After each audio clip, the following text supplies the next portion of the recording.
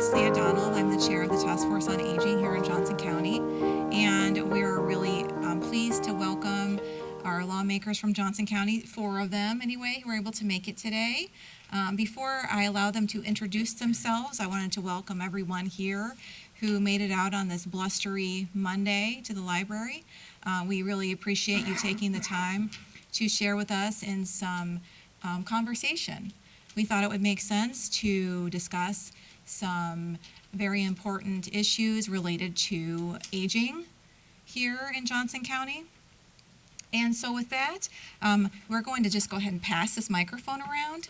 And if you wouldn't mind telling us who you are, who you represent, and specifically, what's your vision for aging in Johnson County? Bob put it well when he said, "What do you want for Christmas?"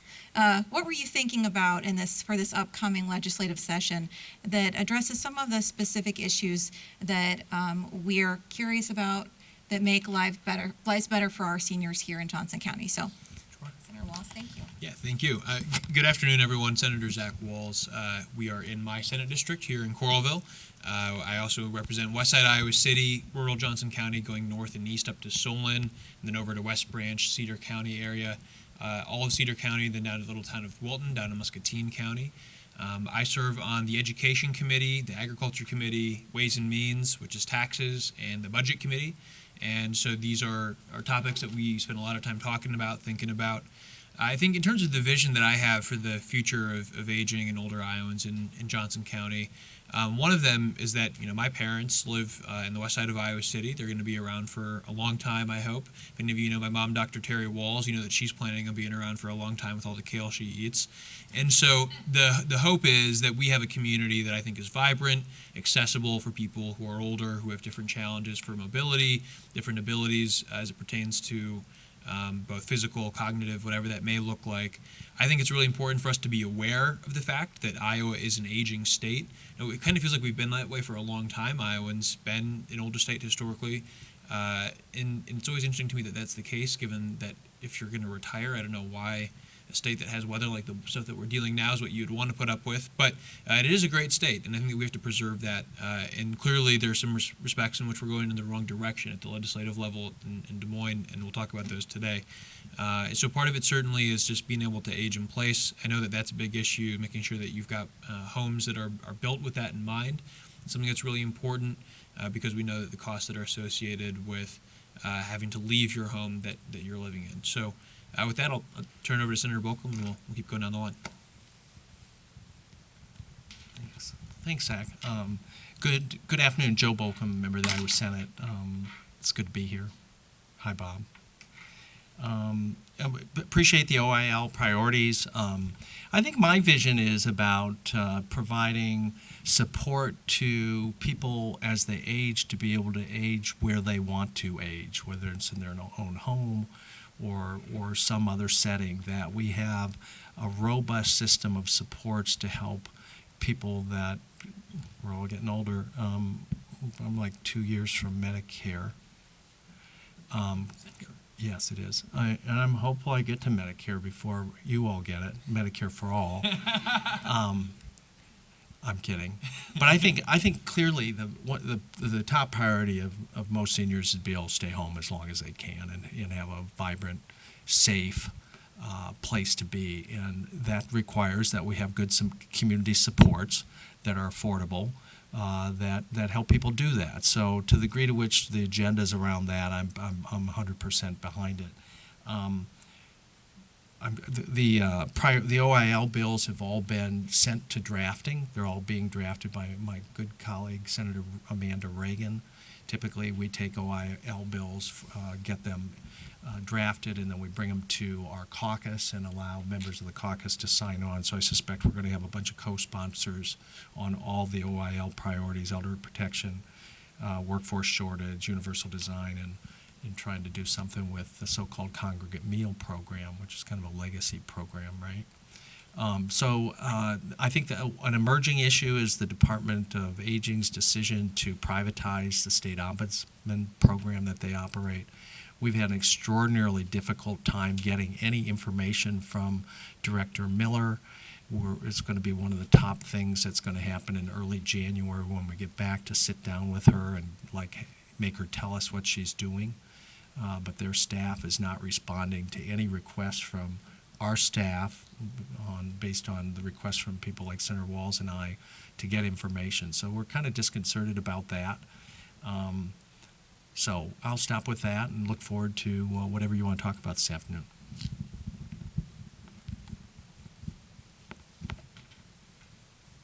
Thank you. Thank you for always having us. My name is Vicki Lensing, and I'm the state representative for part of Eastern Iowa City. I share it with Mary. And in looking at your issues, what saddens me is these issues have been on our list of things to consider for a long time. And I think on some of them we've made a little progress, but not all of them, or not as far as they should go. And in my other job, in my other life, I come in contact with a lot of seniors in Iowa City, and it's interesting for me to hear what their concerns are sometimes, or the things that they wish were different, or that they wish they had in place. And I certainly hear from a lot of people who want to stay in their homes. And it's interesting the number of different housing developments that are coming up, that are being built with the idea of seniors that have, they're single level, and they have things in place to accommodate people as they get older, what they can and can't reach, or no steps, or all of those things. And I think that's something that's a good step forward, and probably something we need to do more of. And I think we live in a place where we're lucky that we have those kinds of things that can be developed in our community. Not every community is like that. I think also in my other job, I hear about from families when there are no family members near to help them as they get older. And I think for some people, they know where to look for support and assistance, and others do not. So I think it's always making sure that the word is out where different programs of assistance are, so that people know where they can go, so they can stay in their homes, so they can continue to live life as they would like to. And the other thing I think that we hear all the time and doesn't seem to improve is the worker shortage. And I know when we've been in the nursing homes or senior living establishments, they have trouble hiring people. And, it's a challenge that's been in place, I think, for a while, but doesn't seem to be getting any better. And like Senator Bolcom was saying, that threshold of senior citizens seems to be getting closer to some of us, not all of us, but some of us. And I think that makes you a little more aware of what is and is not available. So I appreciate coming together and hearing your questions and concerns because it helps enlighten us and make us see the different challenges that are out there. Thank you very much. Thank you. Thank you, everyone. I appreciate you being here, and I'm State Representative Mary Masher, House District 86. I have the city's southeast half of Iowa City, University Heights, and Hills are all in my district, and Joe and I have part of that Senate, well, I have part of his Senate district, and then Vicki has the other half, for those of you on the east side of town. I've been in the legislature for 25 years now, and I've seen a lot during that time. But I loved, Leah, your question at the beginning in terms of what's your vision. And so when I look at that, I think about all of the things that we're doing right here in Johnson County, because there are a lot of good things happening here. And I think it's important for us to recognize that, and there are things happening here that aren't happening in other parts of the state. But when I look at that vision, I look at affordable housing. Zach's working on mobile home parks right now, and we have a lot of elderly who live in those mobile home courts. And so making sure that they aren't kicked out of those homes, or that the rent isn't doubling or tripling for them, is really important. But it's also affordable housing for all. And again, Johnson County has an affordable housing task force that works on a regular basis to make sure that people have homes to live in, and that those homes have some of that universal design. Len's been working on that for literally years. And I think about universal design as not just helping elderly, it helps young families too. Because those young families need places where it's stroller accessible, and that also works for wheelchairs. And so if you look at that universal design, it's a great idea, and it's extremely important in terms of making sure that it's accessible for all. Anybody in a family can have a broken leg, right? And so you're going to need that as well. And so the fewer steps we have to negotiate and all of those things are important as well. I look at health care for all and making sure not only health care but prescription drug and then mental health services are also needed for our elderly population. They can become very isolated, and it's important that they have that social network and people who can come into the home and spend time with them. I look at food security.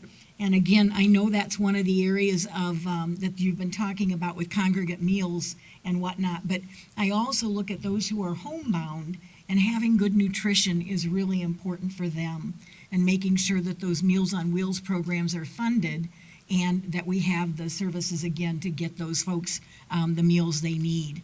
And then I look at our senior center. I am so proud of what we have to offer in this community for our seniors, and the fact that it's music, it's art, it's literary opportunities, because they have all of the visiting authors, and some of the folks who are there are authors themselves, and the classes that are provided. I think all of those things lend themselves to a good quality of life. And I love the fact that those recreational opportunities are there, yoga classes. Marianne Letizio does tap dancing there and teaches those classes. It's pretty amazing in terms of, again, what we have to offer our seniors. But I also look at that aging in place, and Joe mentioned it. We need to make sure that the services are there so that people can stay in their homes. And I think that's what most people want. And I know Bob's been teaching us for a long time, we've got to make sure that the services are there or people are not able to do that. And so I think, again, that's an important one. And then if people do go into nursing homes, we need to make sure that the quality is there. They're being checked on a regular basis. We've been cutting back all the time on those inspections. And to me, that's extremely important in terms of the quality of care. And the fact, again, that we need to pay our direct care workers so that we don't have such a high turnover rate. That's been part of it too. Emotional abuse, we talk about that whole abuse of elderly. It's not just physical abuse, it's emotional and financial. And it's often family members who are the ones that are exploiting the adult or the elderly in their home. And those are the kinds of things we need those services available so they, again, have the support and the help they need when they need it. So I'll stop there. Again, thank you all for being out here today. I know it was snowing earlier. It's kind of let up, but welcome to winter in Iowa, right? Thank you. Leah, do you need this back? I'll be the mic fetcher here. Well, thank you all for sharing your thoughts and your vision. And we discussed, we touched on a number of issues already. And what we wanted to do specifically was to make sure that we addressed what you had all mentioned, the OIL, the Older Iowans Legislature, which did meet this past September to discuss the recommendations for this upcoming year for those specific issues that touch our elderly population. So we have a group here that's going to address each of those, starting with Larry Coogee, who is going to start talking about the first one, elder protection. Okay. This has been an issue that, let's see, I retired back at the end of 2011, and Bob got me involved in this issue in 2012, and I've been working on it for quite a while. Bob and I have served on a couple different task forces together. The latest one being this summer, we had a task force with the various agencies. I don't know if you've seen that report or not that went to the governor or not. But basically out of that became the recognition that there was to develop a single point of entry, something we've talked about for quite a while, as far as one phone call, you get into the system, you get the help you needed. And then the other thing is that we discovered that there's a lot of different fingers when it comes to education. A lot of agencies have money set aside for education concerning elder abuse, but there's no coordination concerning that. And so that was a recommendation, was to have a coordinated system before elder prevention and awareness for the service delivery of those. And finally, There was a discussion concerning enhancing the Office of Public Guardian, additional funds for that. And we understand, based on last week we were at the Aging Commission meeting, that they'll be asking around $350,000 increase for appropriations for the Office of Public Guardian because of the backlog and the necessity of that program. So OIL is supportive of those efforts, obviously, and but it goes more than that. This past session in the Senate, there was a bill dealing that was kicked around by the AG's office initially, and I think it was a study bill that was out there, and dealt with such things as creating special penalties for crimes against seniors, 60 and over, for things like assault, theft, financial exploitation, consumer fraud, and as well as expanding the dependent adult abuse provisions. And we think that's going to be reintroduced this year, and we are in favor of that, and we would like to see that go forward. I know that I talked to my senator, Senator Kinney, and he was hopeful that there would be something like that that's going to come up this year. But we'd like to. It's been something that has been discussed, I think, ever since, I think back in 2013, Bob and I were on a task force, and out of that there was discussions concerning criminal penalties. Well, 2014, we did take care of financial exploitation concerning seniors to a certain degree, but not the criminal portion of that, and we'd like to see some penalties out there for that as well. A lot of, I think Mary touched on this, a lot of adult abuse deals with people that are in positions of trust. That can include family members. A lot of it goes unreported, and we just feel like we have to address that, and it's time to address that.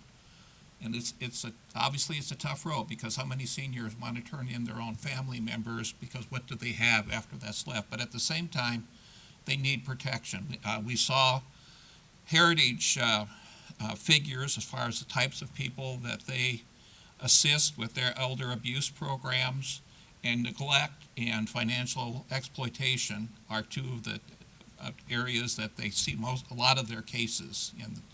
And so finally there's some data in the Heritage area anyway, and we think the same kind of figures are going to be available in the other AAA areas, so we can finally show the legislature something as far as the kinds of cases that are out there that are at least being handled with the elder abuse programs by the AAAs, which is something that we didn't have a few years ago, but I think we're going to finally be able to get some of that information to be supportive of the ideas of why elder abuse is out there. It is a problem not only in the big counties, it's not only in the urban areas, but also in the rural areas as well. And so this is a problem that we really feel important to address.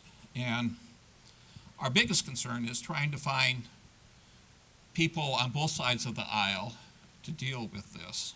And I know, Joe, you mentioned that you got all the oil bills in drafting stage. Well, it'd be nice that beyond Democratic co-sponsors that we get, and we need to know who the people we should be approaching.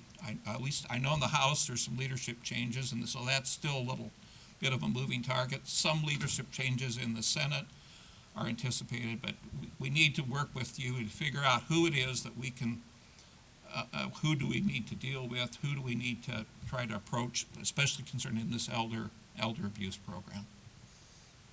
So, questions? Well, on the introduction of the OIL bills, I assume there are some OIL members that are Republicans. Okay. Yes, there are. Besides me, there are people. Yeah. They elect me vice chair or something. They need. My advice to those OIL members that are Republicans is go round up a Republican to introduce these bills. I mean, we've introduced the bills in our caucus since I've been around, which is a while, And I'm sure a Republican has introduced an OIL bill in the past. I couldn't name who it was. But we need to like get on them about doing that, because you are absolutely correct, Larry. It's going to make a lot more difference to have a majority party support and bipartisan. And these bills would be bipartisan, but we've got to really have the majority party step up, get the bills introduced, and then have them be assigned to a committee and have it assigned to subcommittees where they're actually going to hold a subcommittee meeting.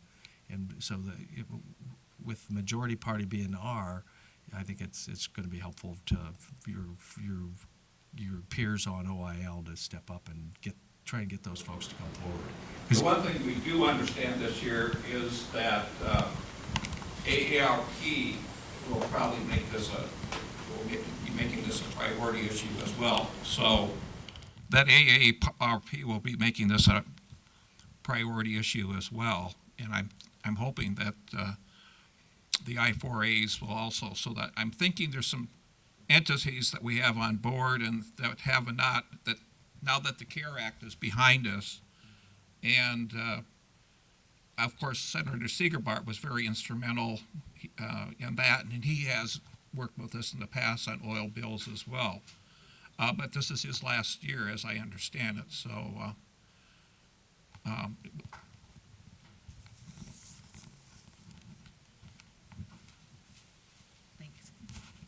So one of the suggestions I have had in the past, and I will make it again, have you sat down with Farm Bureau?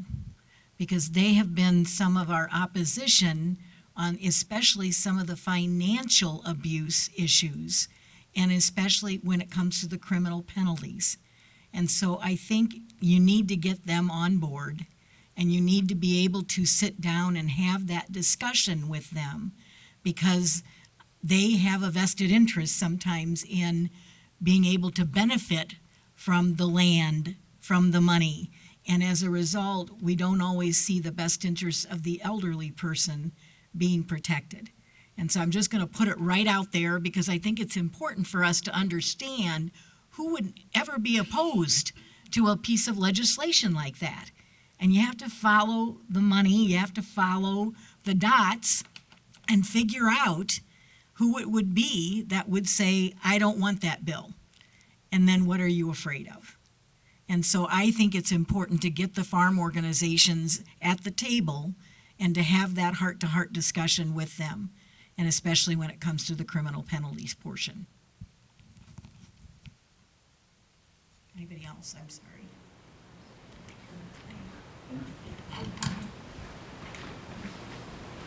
Okay.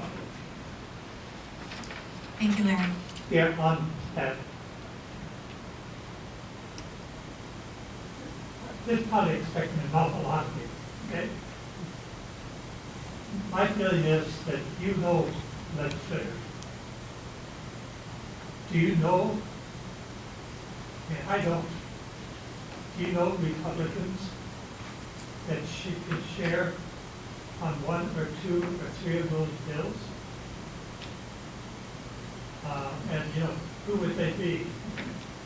Zach, I know you and Joe Mitchell have, not sure what you call the group, but sort of young caucus. Yeah, so, but the question, I think, Bob, is like, who are the folks who are interested in working on these issues specifically? And I think a good starting point would be to go back and look at the CARE Act and figure out, okay, who were the Republicans who supported that piece of legislation, who introduced it, who ran it, because Republicans ran the bill in both chambers. So then that would be a good starting point. Then you should reach out to Senator Segerbart and say, which of your colleagues are interested in continuing to carry the torch, given that this is his last year going forward. So.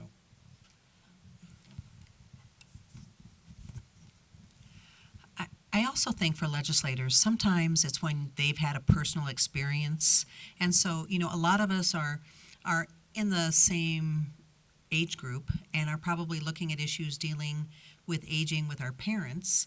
And so I think some of these things, when it happens to you, you start to understand what it's like then for others. And not that I I want you to profile all of us, but I think certainly some of us are of an age where we've gone through some of these experiences with our parents or even with grandparents. And I think when you've lived through something, then it starts to crystallize why there are challenges, why there are problems, and we're lucky when it happens to us, we know who to call. But otherwise, we hear from constituents who are going through this. They don't know who to call. They don't know how the system works. So I think if you look at both chambers, there are enough of us in our middle age who are dealing with aging parents that it becomes a personal issue. And I think if you can talk to legislators, and have them relate to what they've been through, it might mean a little bit more.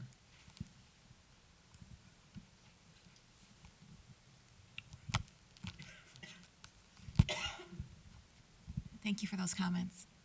We'll go ahead and move on to the issue surrounding housing. So, Len, I think you were going to. Yep.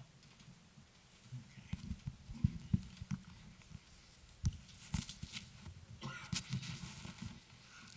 Good afternoon, everybody.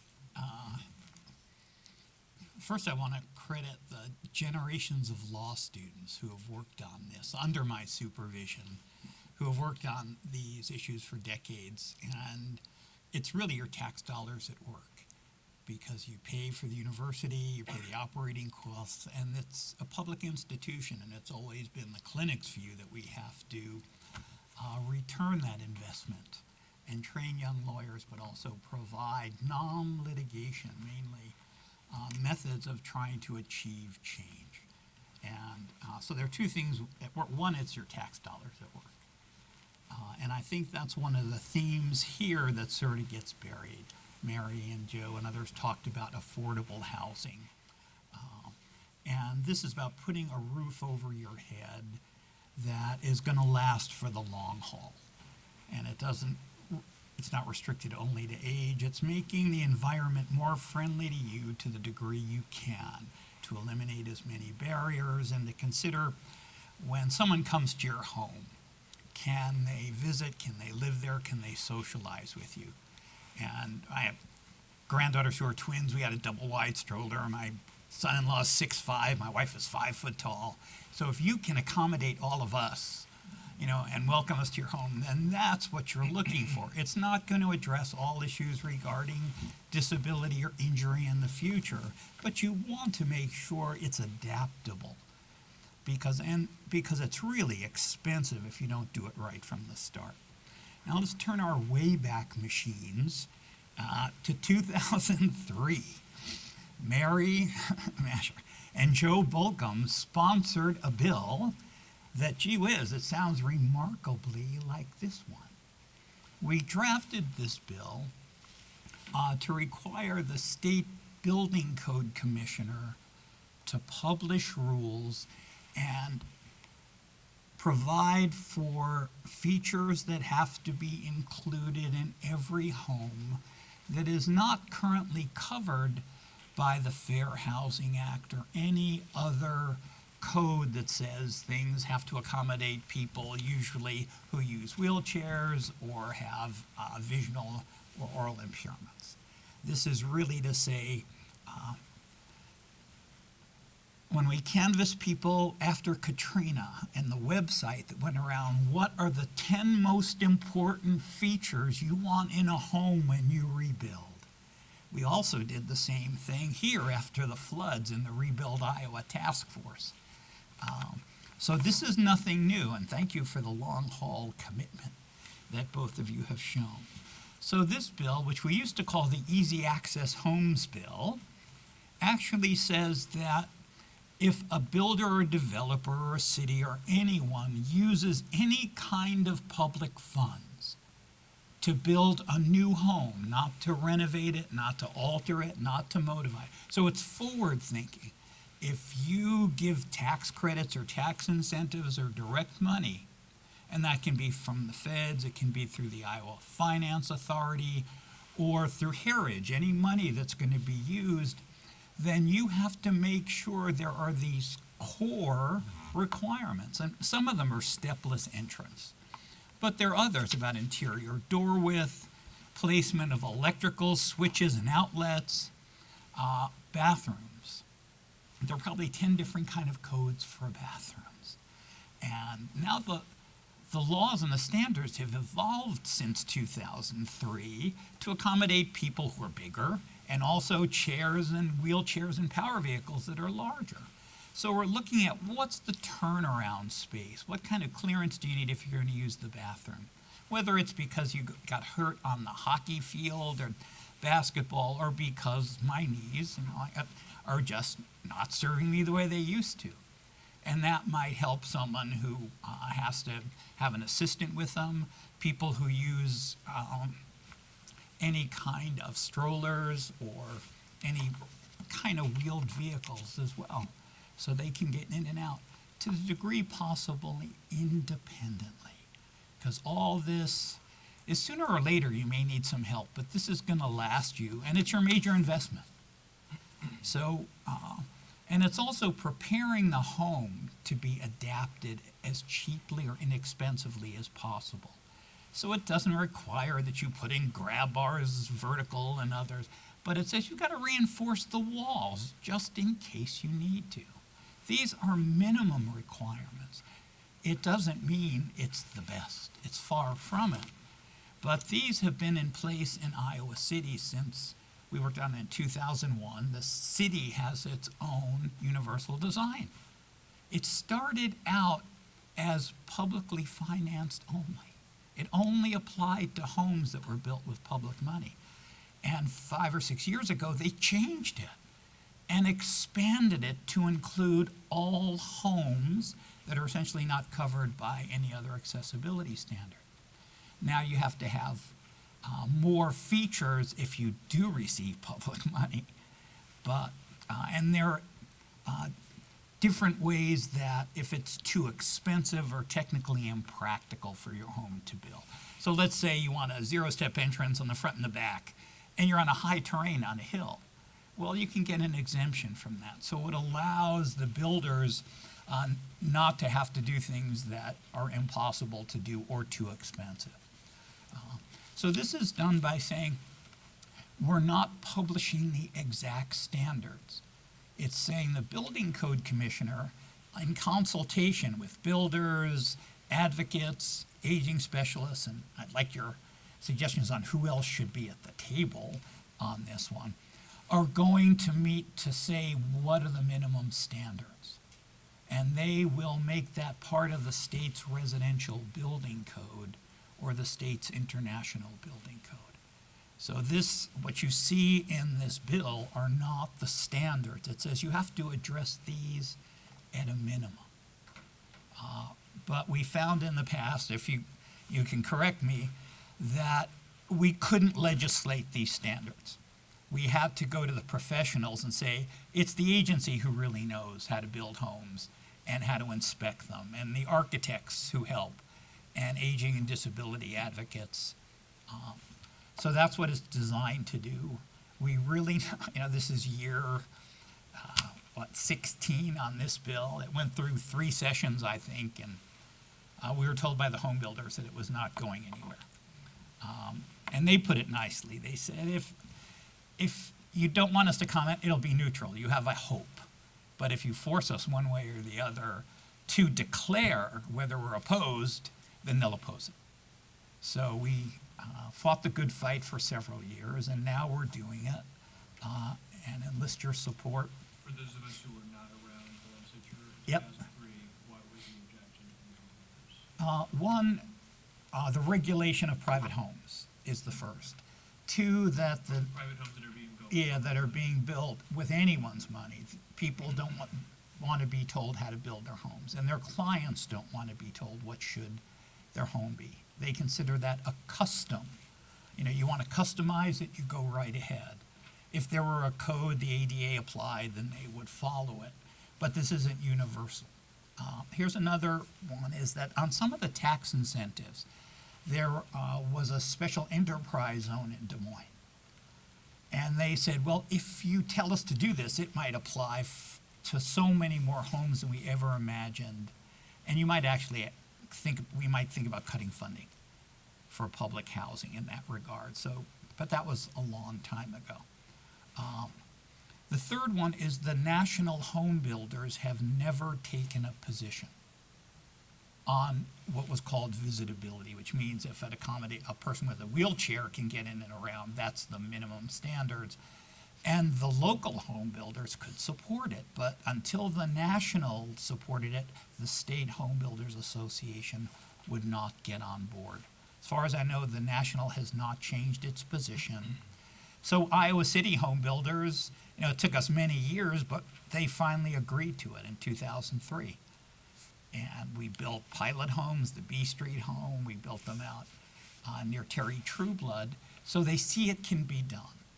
So I think my next step is to ask people in Iowa City what happened, how many homes were built, what the expense was when it was publicly funded homes only, and then what's been their experience since they expanded it to all homes built in the city limit. So that's what I think our task is. And I was wondering what other guidance you have or instructions. And we're free. My students say we're free, we're good, and we dress better than Professor Sandler. So, oh, sure.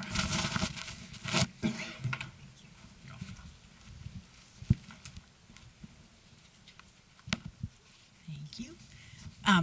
I had the honor and pleasure to watch a systems home being built this summer from the ground up, from sticks. And it was, the other plus was it was a student-built home.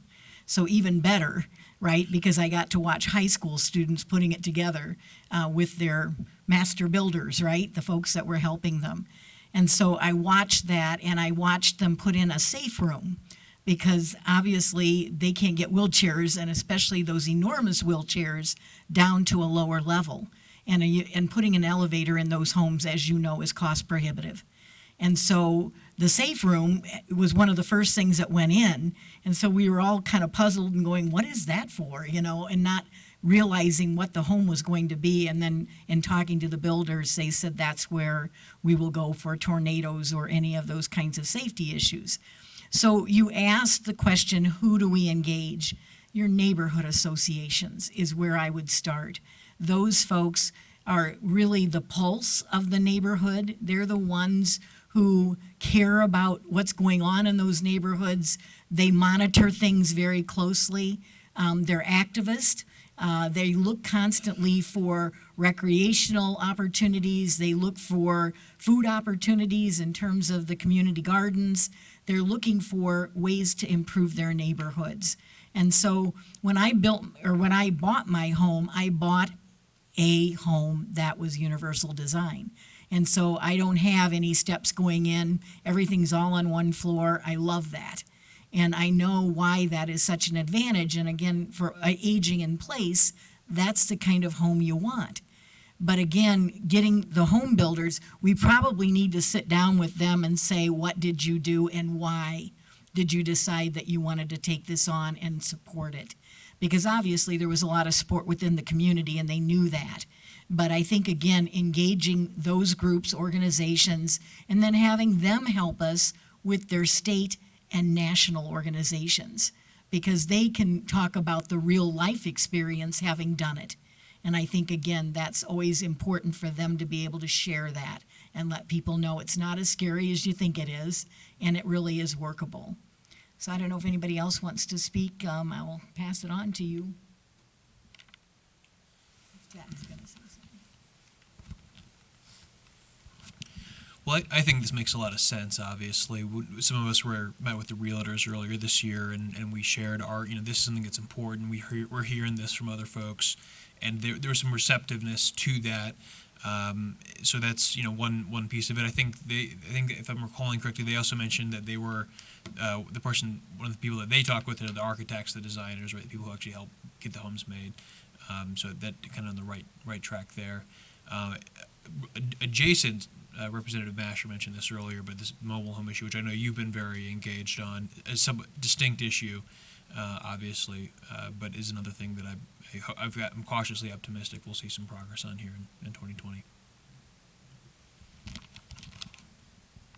Wonderful, thank you, Lynn. The next item we'll be discussing is nutrition. Okay. Good afternoon, everyone. I'm Kay Fisk. I work at Horizons in Cedar Rapids, and we have one of the largest Meals on Wheels programs in the, not only in our state, but in the United States. We serve over 1,000 meals every single day. Plus, we do summer meals for children in the summertime, so we know how to cook, let's put it that way. What I'm looking at here with this nutrition thing is something that's near and dear to me because of our Meals on Wheels program, but everything that we've talked about is near and dear to me because I am an older adult, and so I'm interested in every single thing that we've talked about because it's going to affect me, and I'm telling you, it's going to affect everybody else in this room because every one of you are going to be an older adult at some time. So you want to look ahead and think about these things and remember that they will probably benefit you sometime as well. When we talked about congregate meals at Horizons, we decided this because we had several different small areas in Cedar Rapids that were hard to access as far as people getting in and out of basements and places like that. So we combined a bunch of different places, and we decided congregate meals sounded very institutional, and so we decided to call it the Lunch Club. The Lunch Club, doesn't that sound exciting? We call it the Lunch Club, and we've gone from about 9 people a day to approximately 25 to 28 people a day, and this is in a 2-month period of time. What we want to do is to be able to duplicate that in other areas of other cities, but more important, what we want to do is to duplicate the Encore Cafe that was started in Marion, and this was a product of the Heritage Group, and it's been wildly successful. This is something, I think, when you think of congregate meal sites, in the past you may think, or this is what I think, maybe I'm wrong, but you think a bunch of elderly people sitting around playing pinochle, maybe quilting, doing some puzzles. That's not what older adults want to do anymore. They want to do more upbeat things. They want to do things that are more creative. So this is what we have to do when we look at our congregate meal sites. It's not just a place of nutrition, it's a place of getting together, sharing your ideas, socializing, and making a difference in your life. We can do all of the things at congregate meal sites that we do if we were sitting in our living rooms. We can talk about politics. No, we don't want to talk about politics, but we can talk about all kinds of different things. Have discussions, stimulating discussions. We have book clubs. We have all kinds of different things like that that we promote. We have, in our particular area in Cedar Rapids at Horizons, we have a registered nurse that is on staff at the congregate meal site. So she does all kinds of things that has to do with health-related issues. She can do blood pressure checks. She can do all of the kind of things like that, talk about nutrition, and not only for what they're doing there, but what they're doing at home as well.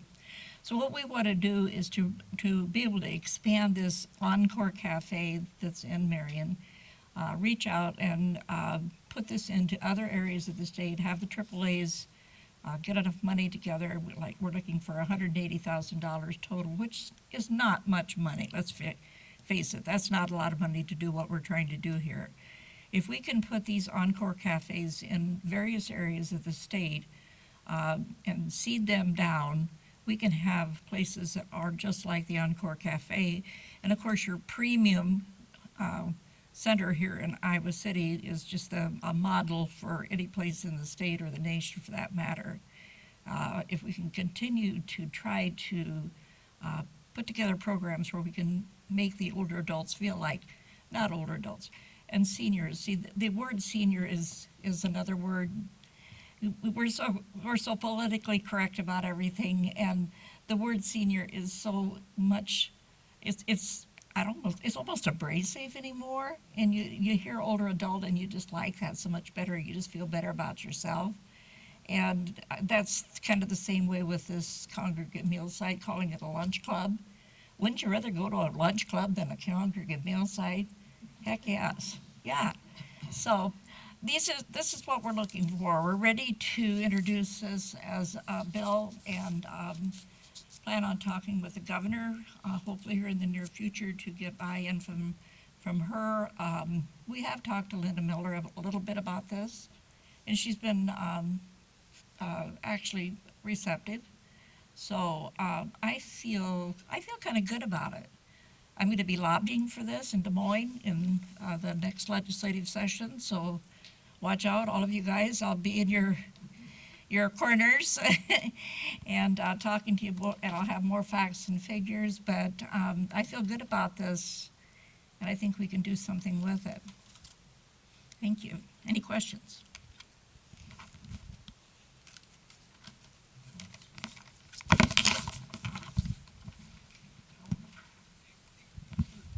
So congregate meal is like a really old term that's been around for a while, and then we had senior dining and now lunch club. How much money do the area agencies now spend on senior meals, like home delivered or in settings, congregate settings? For Horizons, we get most of our money from the Older Iowans Act, and we have about $3 million. Okay. Is that so are they doing, are there other providers in our region? Yeah, for senior dining, or for Meals on Wheels, all the nutrition money. How much does Older Americans Act does Heritage get? The Uncorked Cafe was Okay. Okay, thanks. So I know in Iowa City and Cedar Rapids, there are some great programs in place. But so tell me, in more rural areas, in smaller communities, how do they reach out? Well, actually, Horizons delivers meals to Iowa City, and then in turn they're distributed out to Washington County, and they're also distributed out to Cedar County.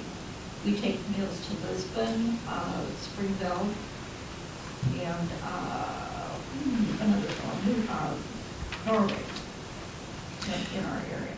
But other parts of the state, do you know? The other parts of the state, I haven't researched that enough yet to find out, but I will be doing that. I'd like to know what you find out.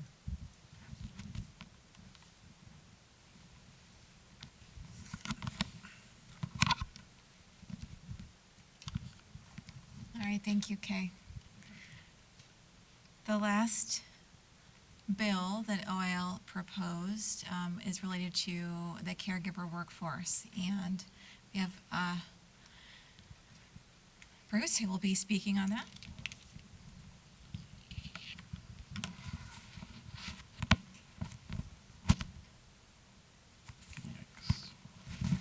Hello and welcome again. Thanks to all of you for being here. So I already know that healthcare workforce shortage is a very dear thing to most of you. I know all of you, and so I know I'm going to be preaching to the choir. So I won't go into a lot of the details about the specifics of each one of the things, but in oil, which it was great to sit in the legislator seats and just talk about older Iowan desires. And so workforce shortage is one of the ones at the top of the list. And that's a large part because the elderly population is large in our community and it continues to grow. Iowa is is a place where elders want to come to. And when we're talking about direct care workers, what we realize is that we need a different view of how they're viewed, as far as we need it to be a professional and creditable type career, and not just an entry job. And so when we look at, and you can look at the paper there, is number 5, when we talk about providing a funding at a central registry for direct care professional certification. We find that this can be a way to get that professional, creditable career going. The other thing is, in our small group, when we're looking at, this workforce shortage, what are some of the issues? Is pay rate.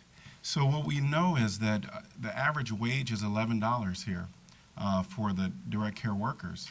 Approximately 23% of the eligible 23% of the direct care workers are eligible for Medicaid. So again, I'm preaching to the choir. And with number 1, and these are things that we're calling, for action on. So number one, we're saying provide income tax credits, scholarships or forgivable student loans, and increase funding for the GAP tuition assistance program in our community college. And these are just some of the bare things that we started to talk about. There was a host of other initiatives that we would like for you all to consider. So this is kind of just the bare bones of what can be considered.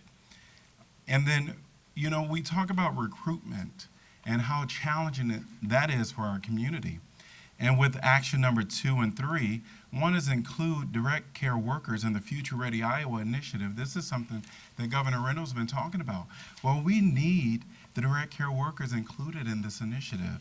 And then for number 3 is to create a direct care worker task force to collaborate and create programs and curriculum that increases training opportunities. One of the things that we know is that people are getting into the industry and it's their first time ever caring for another individual. The training is on the job, is a 3-day training typically, and then they get into it about a week or 2 and it's overwhelming for them because they haven't been properly prepared. And then as we're talking about retention is another thing that we're talking about because honestly, people are being hired. One lady talked about having over 100 caregivers within 1 year within her home to care for her. So we are getting the staff, but retention is also an issue. And so the turnover rates of 100% within a year is not unheard of. It is something that happens. So people, and that's turnover rate of the caregivers, 100%. The entire agency pretty much turns over. And then a national survey says that 40% of direct care workers, they're looking for another job at any given time. So we have some caregivers, but the shortage is just really incumbent of a lot of things. And so with number 4, we're calling for action to create a 4-level professional certification program. This is where you have entry-level experience, leadership, that middle management. We talk about middle management all the time where we have caregivers kind of, on this path to go up. Well, we want to make sure that they have some education to help support that. And so I'm preaching to the choir, but these are really related to the healthcare workforce shortages that we want the General Assembly to really consider this upcoming legislative session.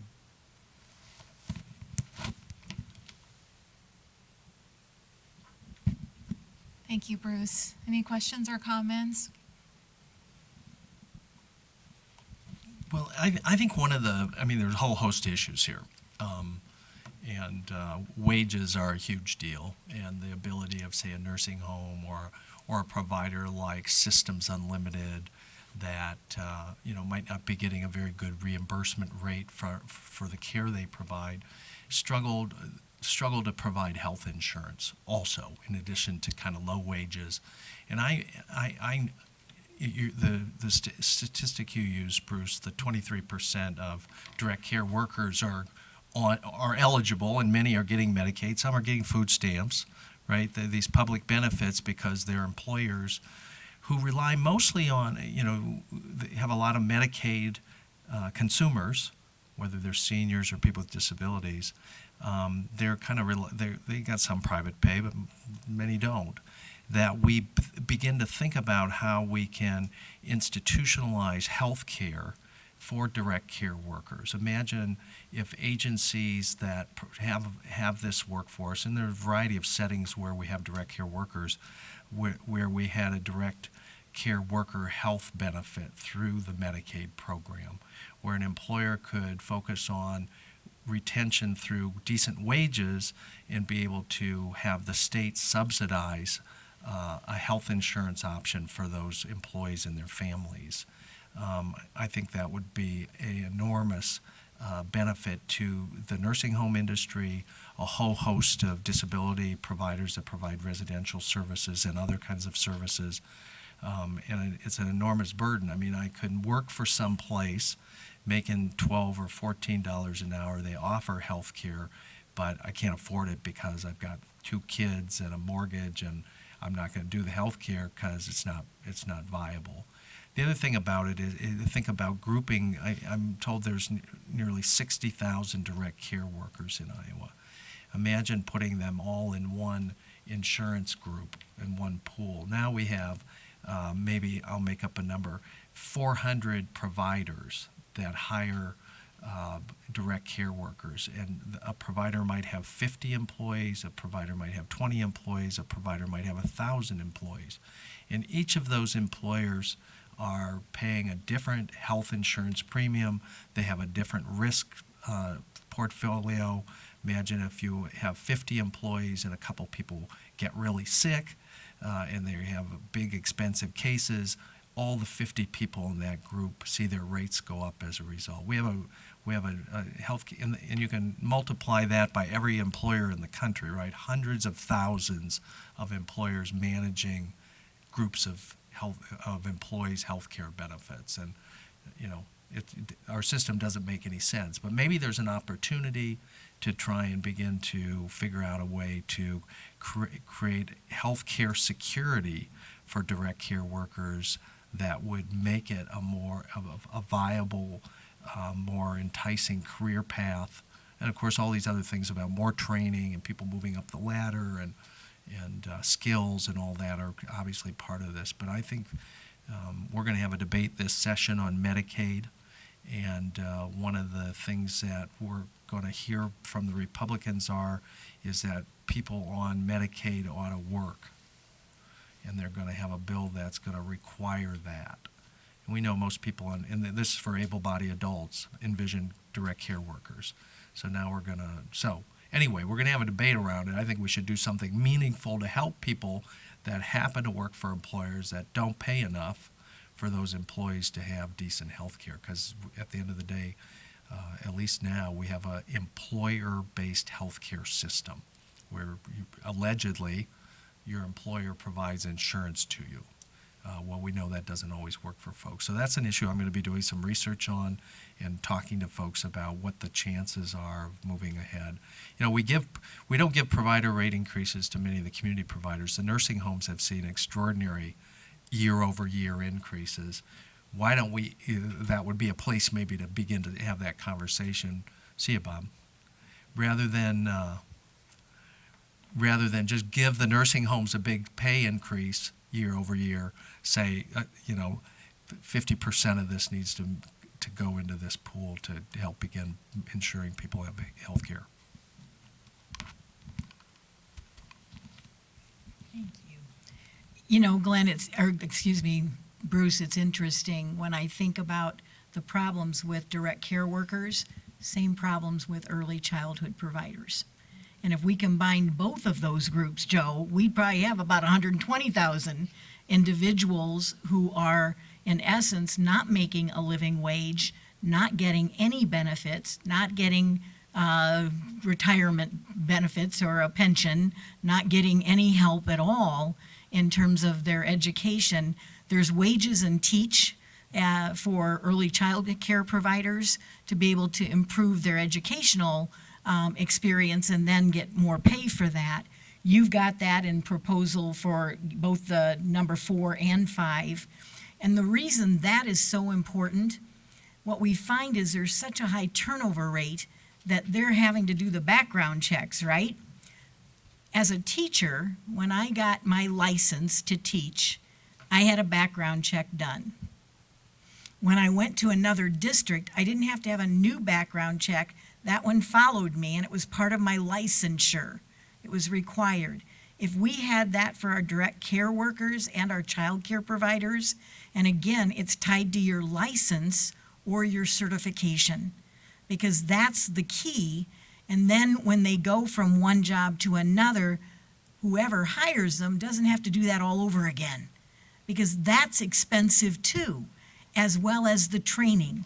The training would also be in their transcript or their record, and so you know exactly if they've had health and safety training, if they've had adult abuse training, if they've all of that would be there in their record, their permanent file record that is kept in Des Moines. And so that's the advantage of having that licensure, that certification, so that we don't have to do that each time somebody changes jobs. And again, we're in the childcare arena. They have said, we've hired somebody one week, they quit the next week. We still have to pay for the background check, even though they're not going to work for us. And again, what the expense is. It is not cheap, especially if you're doing that time after time after time in a given year. So that's why these issues are very similar. And there's a commonality with them being predominantly women. Isn't that interesting too? Let's talk about the realities there in terms of what is happening in terms of women being exploited by the system, and why we are starting to talk about we need businesses to step up and pay their fair share. Because when somebody else is taking care of their kids, somebody else is taking care of their elderly parents, the reason that is allowed is because the state is the one helping foot that bill, and we don't pay them well. And so as a result, those employers are getting a benefit from the system. And we need to start helping connect the dots there so that they know it's their responsibility as well to take care of those elderly and those children. So I think, that's where that discussion needs to be taking place. The Women's Foundation, and Zach's on that board here locally, the Iowa Women's Foundation, has been spending a lot of time on that. And I know we have advocate groups, throughout the state for elderly. And we need to engage all of them because it is all of our problem. It's a challenge and it's something that can be solved, but we need to be realistic about, you've studied these issues for years. These aren't new. We've had these proposals for years. That's not new. We just have to get it done. So that's where, again, we need to work with our Republican colleagues and find out, again, who's willing to come to the table and have that discussion, and then get them to champion some of these causes as well, because we need them in order for that to get done. Anybody else, David? Well, I really appreciate this discussion. I take it a step further than what we're talking about insurance pools and the need at both ends of the life spectrum and sometimes in the middle for caregivers. I think Iowa, as a state with an aging population, should actually jump to the front and rebase how we classify direct care workers. In other words, number one, make it 30 hours a week as full-time, and the training, the 4 levels that you present, we don't want to recruit and retain people for 20 years. Well, we kind of do. And we don't want to recruit for 1 month. What we need to do is look at the people that are interested in these positions and offer them a 3 to 5 year position. It's 30 hours a week, which is considered full-time, with health care benefits and education benefits. Because what we try to do on the workforce ladder is look at someone who might be on the first rung or the workforce ladder who's at the top rung, near the end of a career, and this might be the last position. What about in the middle, where people are thinking, I'm not going to do this forever? It is a high-stress position. Both child care and direct care is a highly stressful position. What can I do because I really want to work with people for 3 to 5 years, but in 10 years I see myself with an MBA, or I see myself doing something related, but further up the ladder.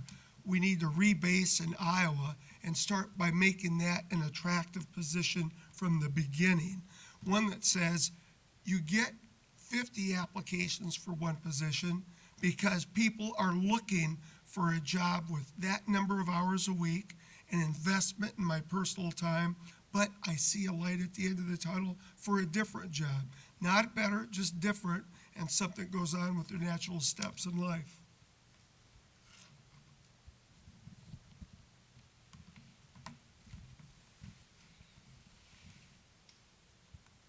All right, well, thank you so much. We've already gone over, so unfortunately we won't have any time for additional questions. but I wanted to say thank you so much. I want to be respectful of your time and appreciate the 5 of you coming out today and engaging with us about these important topics. So have a great afternoon. Stay safe on the road. And until next time.